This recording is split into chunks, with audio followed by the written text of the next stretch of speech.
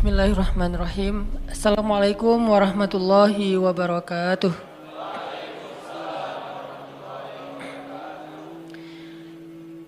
Innal hamdalillah nahmaduhu wa nasta'inuhu wa nastaghfiruh wa na'udzu billah min syururi anfusina wa sayyiati a'malina. May yahdihillahu fala mudhillalah wa may yudlil fala hadiyalah. Asyhadu an la ilaha illallah wahdahu la syarikalah wa asyhadu anna Muhammadan abduhu wa rasuluhu la nabiyya ba'dah. Allahumma shalli sallim wa barik ala sayyidina wa habibina wa maulana wa syafi'ina wa uswatuna Muhammadin sallallahu alaihi wasallam. Radina billahi rabba wa bi Muhammadin nabiyya wa bil islami dina. Rabbi syrah li sadri wa yassir li amri wahlul 'uqdatan min lisani yafqahu qawli. Teman-teman sekalian yang dirahmati Allah Subhanahu wa taala, ahlan bikum min jadid. Selamat datang untuk teman-teman yang dari luar kota. Selamat datang buat yang pertama kali ikut sharing atau sharing Rabu malam atau nongkrong bareng di sini. Mudah-mudahan kita bisa terus belajar betah berada di antara taman-taman surga. Salah satu taman surga itu adalah tongkrongan ilmu. Yang duduk di dalamnya akan dapat banyak sekali doa-doa dari para malaikat. Yang duduk di dalamnya akan mendapatkan banyak sekali curahan rahmat dari Allah Subhanahu wa taala. Sehingga kalau setiap pekan kita didoain oleh malaikat, ini anugerah yang sangat berharga. Setiap pekan didoain oleh malaikat. Minimal sepekan sekali. Kalau teman-teman yang lebih banyak ikut majelis-majelis ilmu, nongkrong di rumah Allah, mudah-mudahan setiap harinya didoakan oleh malaikat dan Allah Subhanahu wa taala mengucurkan rahmat dalam kehidupan kita. Malam ini kita akan melanjutkan pembahasan kita tentang surat yang luar biasa. Salah satu surat yang ketika dibacakan oleh Ammar bin Yasir membuat ayah dan ibunya masuk Islam, yaitu surat Ad-Duha. Ada 3 part dari surat ini. Part pertamanya intinya adalah ma wadda'aka rabbuka wa ma qala. Di situ Allah seolah-olah ngasih tahu ke kita supaya kita jangan berputus asa, supaya kita jangan merasa kesepian, supaya kita jangan patah semangat, supaya kita jangan pesimis, supaya kita jangan pundung. Kenapa? Siapapun boleh meninggalkan kita, tapi Allah gak pernah ninggalin kita. Pasangan kadang-kadang kalau lagi ngambek, boleh gak baca WA kita sampai 3 hari, tapi Allah gimana pun kita bikin dosa, kita berdoa Allah masih dengar kita. Orang lain bisa aja ninggalin kita karena ada hal yang gak nyaman. Allah itu sering dapat hal yang gak nyaman loh dari kita, tapi gak pernah ninggalin kita. Rasa-rasanya gak ada cinta yang lebih sejati dan pastinya kecuali cinta dari Allah kepada hambanya. Bahkan seorang ibu aja gak bisa nandingin cinta Allah kepada kita. Padahal ibu udah paling baik ya. Gak ada lagi orang yang lebih berjasa dalam hidup kita selain ibu kita di antara manusia setelah Rasulullah pastinya. Kecuali ibu kita sendiri yang udah mengandung kita dalam keadaan wahnan ala wahnin, kepayahan demi kepayahan, melahirkan dengan resiko nyawa, menyusui 2 tahun lamanya, membesarkan dengan segala bentuk pengorbanannya. Ternyata itu gak ada apa-apanya dibandingkan dengan cinta dan kasih sayang Allah kepada kita. Ibu kita bisa kecewa walaupun dia sayang banget sama kita. Ibu kita bisa aja marah walaupun dia sayang banget sama kita. Bahkan ibu kita bisa aja bikin kita sedih atau terluka atau kecewa walaupun dia orang yang paling berjasa dalam hidup kita, tapi Allah enggak. Sehingga Allah bilang ma wadda'aka rabbuka wa ma qala. Ketika kamu merasa ditinggalkan oleh banyak orang, Allah enggak pernah ninggalin kamu. Ketika kamu merasa dicuekin oleh banyak orang, Allah enggak pernah cuekin kamu. Buktinya ketika kita banyak dosa pun berdoa Allah masih mengijabah, apalagi kalau kita taat. Itu part pertama dari surat Ad-Duha. Dan ini kita coba jadiin kayak motivasi hidup kita teman-teman. Ketika kita lagi lemah, ketika kita lagi drop, kita baca ma wadda'aka rabbuka wa ma qala. Kalau kita mengaku Allah hasbi, cukup buat saya Allah, hasbi Allah, hasbunallah, berarti kalimat itu harusnya kalimat motivasi banget. Terjemahan dari kalimat itu banyak. Ma wadda'aka rabbuka wa ma qala bisa diterjemahkan la tahzan innallaha ma'ana. Bisa. Ma wadda'aka rabbuka wa ma qala bisa diterjemahkan dengan kalimat fa inna ma'al usri yusra. Ma wadda'aka rabbuka wa ma qala bisa diterjemahkan inni ma'akuma asma'u wa ara. Aku bersama kamu berdua wahai Musa dan Harun, asma'u wa ara. Mendengar dan melihat. La takhafa, jangan takut wahai Musa dan Harun. Idhaba ila Fir'aun, pergilah kamu berdua kepada Fir'aun. La takhafa, inni ma'akuma asma'u wa ara. Aku yang akan memantau apa yang terjadi pada diri kalian. Jadi aku tahu banget, update banget setiap detiknya. Bahkan sebelum terjadi aku sudah mempersiapkan perisai untuk melindungi kalian. La takhafa, jangan takut. Itu terjemahan-terjemahan yang banyak di Al-Quran tentang kalimat ma wadda'aka rabbuka wa ma qala. Atau mungkin kita bisa challenge diri kita sendiri ya. Ketika kita tilawah Al-Quran secara acak, cari ayat terjemahan atau bahasa lain dari ma wadda'aka rabbuka wa ma qala. Coba cari di Al-Baqarah, cari di Ali Imran, itu banyak banget kalimat ma wadda'aka rabbuka wa ma qala. Rabbmu tidak pernah meninggalkanmu, gak pernah benci sama kamu. Ayatnya banyak banget. Bahwa Allah gak pernah ninggalin kita, bahwa Allah gak benci sama kita. Salah satunya mungkin kalau Allah gak benci sama kita tuh, misalnya ayat fa'in yuridullahu bikumul yusra wala yuridu bikumul usr. Sehingga siapa yang berpikir syariat itu kayak beban, seolah-olah Allah kayak nggak rela gitu ngelihat kita nyaman, kok dikasih syariat, dikasih beban, dikasih tugas, dikasih batasan. Enggak, itu salah paham. Allah ngasih syariat bukan untuk ngebebanin kita, bukan karena Allah iseng sama kita, bukan karena Allah benci sama kita, tapi karena Allah pengen memudahkan hidup kita justru dengan syariat.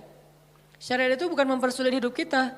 Kalau sebuah negara meninggalkan syariat karena takut sulit kehidupan negara itu, justru kita terjebak dalam wasawisus syaitan. Mulailah kita dengan hiruk pikuk, dengan kekacauan gara-gara meninggalkan syariat. Kalau sebuah bangsa, masyarakat, keluarga, pribadi pengen hidupnya lebih mudah, ati'u Allah wa ati'ur Rasul. Coba ikutin cara Allah, pasti akan jadi mudah. Memang di awalnya kelihatan agak-agak challenging nih. Tapi begitu kita jalanin, yusrun, mudah, semuanya mudah. Kemarin saya jalan sama istri ke Thailand. Kita jalan berdua ke Thailand, pengen main aja gitu. Jalan ke Thailand, kebenaran ada acara di Malaysia, terus mampir dulu ke Thailand.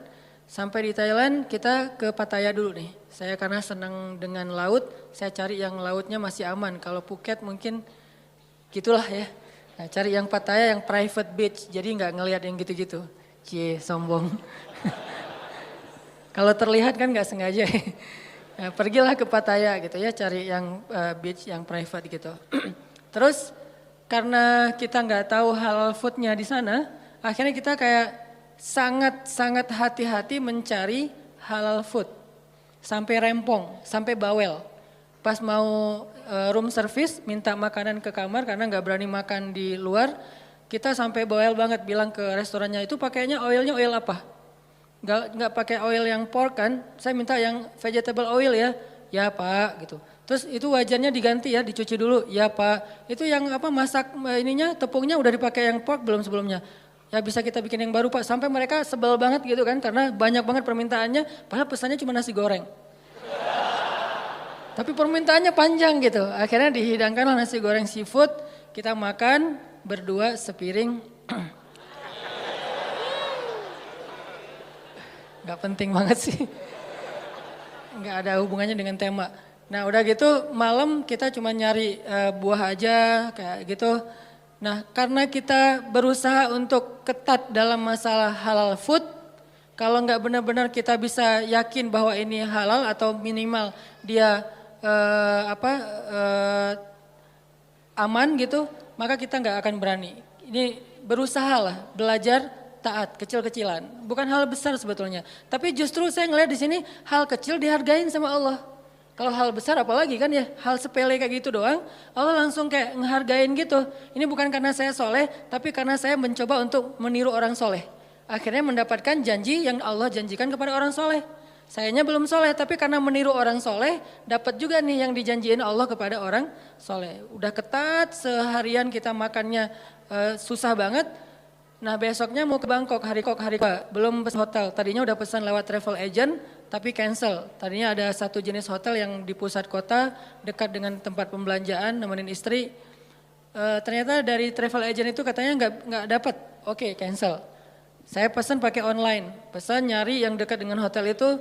Entah gimana caranya Allah ngarahin saya untuk ngeklik satu hotel yang saya juga nggak tahu speknya kayak gimana. Pokoknya udah aja ini aja deh yang paling dekat walaupun ada beberapa pilihan. Ambil hotel tertentu namanya, gak usah disebut. Mahal C, sombong. Ya gitu deh pokoknya ada namanya lah ya.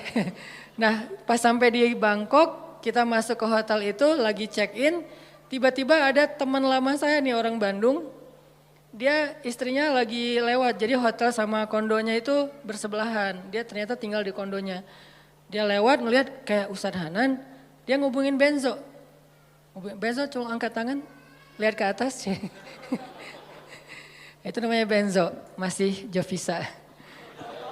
Nah Benzo dihubungin Benzo tanya ke saya, Ustadz lagi di hotel ini di Bangkok loh. Kok Benzo tahu? Kan saya nggak ngasih tahu siapa-siapa.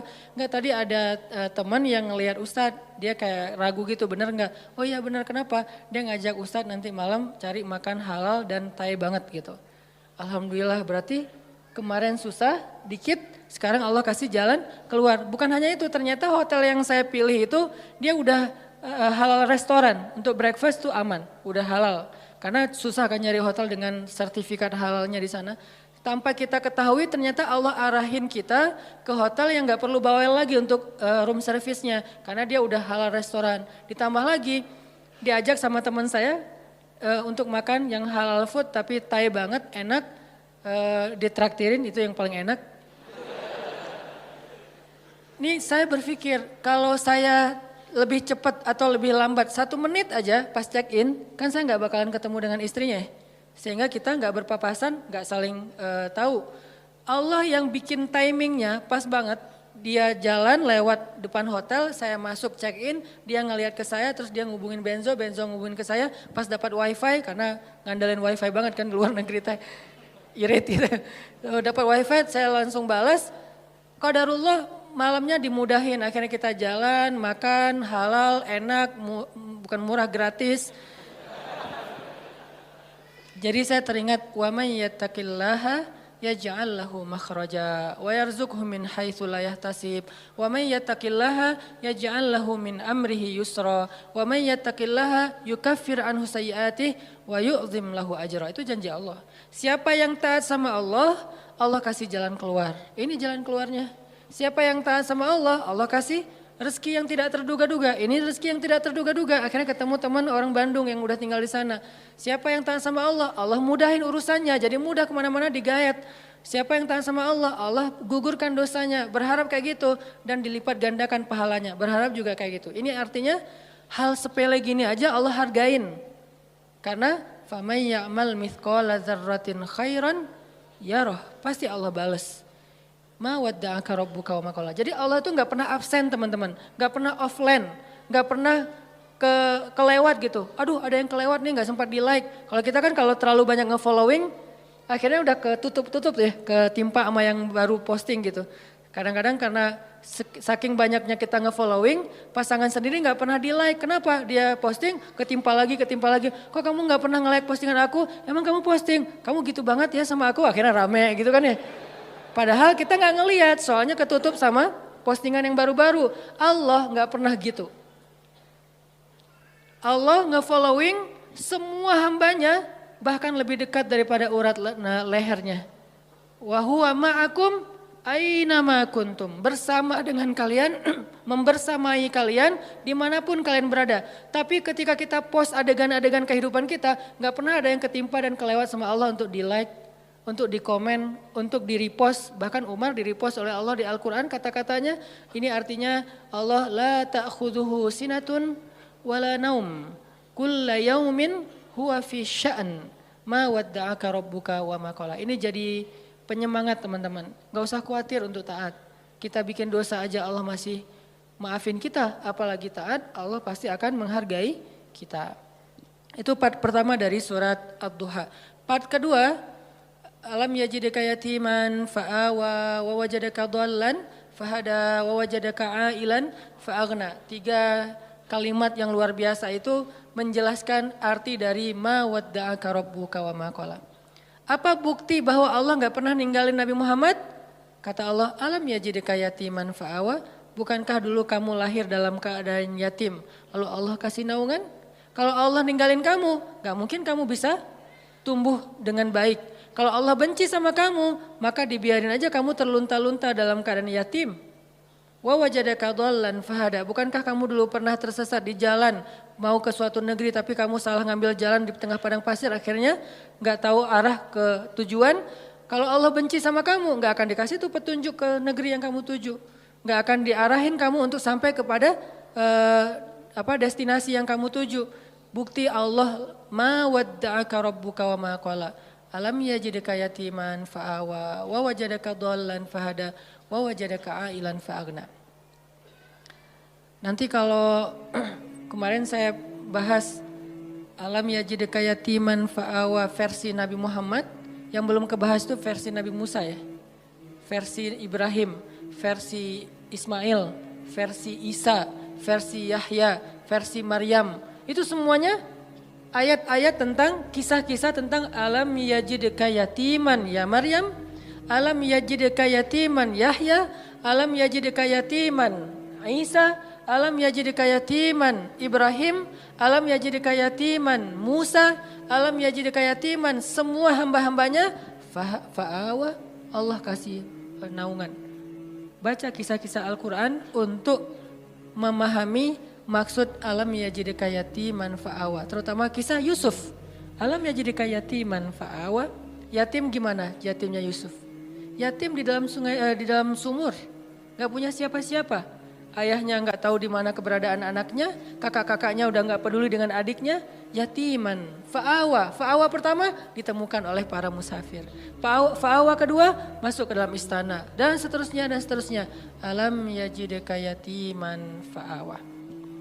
Insya Allah nanti kita lanjutkan lagi pembahasan surat Ad-Duha ini. Ini bukan cuma tafsir ya teman-teman, tapi ini tadabbur.